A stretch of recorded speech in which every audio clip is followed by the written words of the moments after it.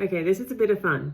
I've started releasing a Wednesday 7 a.m. blog. Now, I know blogs are a little outdated. For those around my era, they used to be the thing. I missed that trend. But it's what I want to do now. What I thought might be fun though is for those who don't like to read a blog, I would give you the audio version. I'm going to read it. Now, I'm going to say I'm not the best reader in the world, but if you're interested in what I have to share through my blogs, but you want to hear it, this week is vision over validation. I'm going to read it to you. Bear with me. So years ago, I filled a notebook with ideas for a life I couldn't yet point to. They weren't business plans as much as observations about how I wanted our life to feel. More presence, more freedom over my time, more ownership over the days I was living. Not just the years I was planning for. Looking back, those pages weren't predicting my future. They were introducing me to it. Not everything meaningful needs to be understood while it's still becoming, or at all. Long before a meaningful life becomes visible, it begins with a decision. It lives in the notebook filled with ideas that hasn't yet become plans, in the early mornings spent learning something new, in the investment made before there's any return, and in the countless small decisions that seem insignificant but on their own, over time, begin shaping an entirely different future. From the outside, very little appears to have changed. School lunches are still made, work still fills the calendar, weekends look much the same as they always have. Yet internally, something has shifted.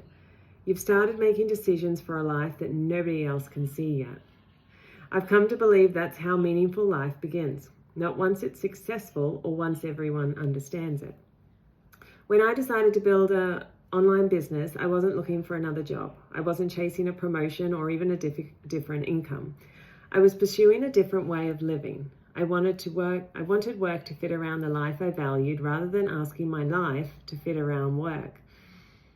I wanted my boys to grow up seeing that success could look like presence as much as achievement, and that freedom wasn't something you retired into one day. It was something you could intentionally build. At that stage, there was very little evidence that any of it would unfold the way I had imagined. There was simply a vision. Naturally, people were curious. Some asked thoughtful questions because they genuinely wanted to understand. Others were challenged to see why I would leave the certainty of a traditional career for something that looked unconventional.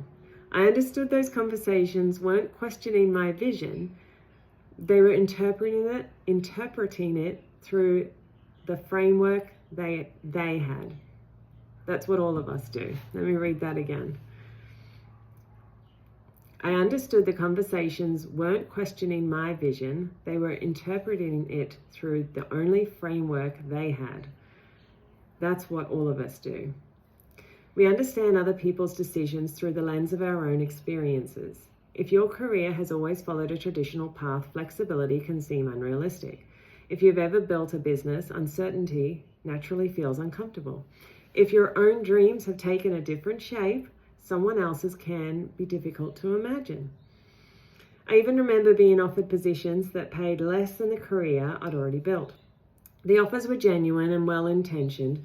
From their perspective, they were trying to help, but they were solving a problem I no longer had. I wasn't looking for another job. I was building a different life. The distinction became one of the most important lessons of my journey. My years as a business banker had always shown me that worthwhile business takes time. I sat across the table from owners who invested hundreds of thousands of dollars before earning their first dollar. They leased buildings, employed staff, renovated premises, and accepted that success would arrive through consistency, not speed. That same goes for the agriculture industry too. Yet somehow online businesses are often measured differently, perhaps because the office fits inside a laptop instead of a shop front. People expect immediate evidence that it's working. I've never really understood that distinction. The tools have evolved, the principles haven't.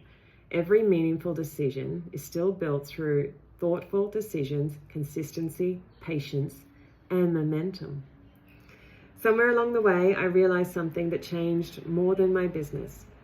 I wasn't choosing between certainty and uncertainty. I was choosing between two ways of making a decision. One waited until the path made sense to everyone else. The other trusted the vision first. I didn't mean I stopped listening to people. It simply meant I stopped expecting other people to hold a vision that belonged to me. It wasn't anyone else's responsibility to see the life I was building for my family before it existed. It was my responsibility to keep building it. To me, that's what emotional wealth has become. Not believing in yourself louder than everyone else, not pretending doubt doesn't exist, simply trusting what already feels deeply true, even when the evidence is still catching up. Over the years, I've watched many entrepreneurs begin building businesses, changing careers, or creating lives that feel more aligned with who they are becoming. The pattern is remarkably similar. They hope that people closest to them will immediately understand. Sometimes they do, sometimes they don't. Neither response determines the outcome, though.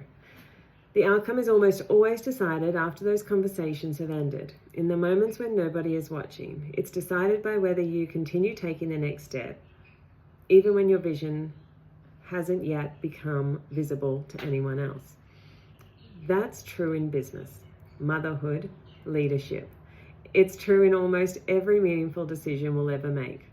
Perhaps that's why I no longer feel the need to explain every step while I'm taking it. Not because my life is private, but because I've learned that clarity grows through action. Some things simply become easier to understand once they've been lived. Then, almost without noticing when it happened, your life begins to reflect what once existed only in your imagination. Your calendar changes. Work becomes more flexible. Wednesday afternoons no longer require permission to attend the sports carnival. Booking a flight becomes a decision instead of a negotiation. The ordinary rhythm of your day begins reflecting the values you chose years earlier. What once existed only as a vision becomes your everyday life, not because everyone fully understands it, because you never stopped building it. Looking back, I don't think this journey has ever been about choosing business over employment or risk over certainty. It's been about choosing vision over validation. Choosing to let the life I wanted lead my decisions rather than waiting for someone else to agree that it made sense. Perhaps the inner work we're all invited to do, to keep building the life that feels true to us. Let our actions become the explanation and to trust that the people who are meant to understand eventually will. The vision comes first, the rest has a way of finding its own time. Kiss, kiss.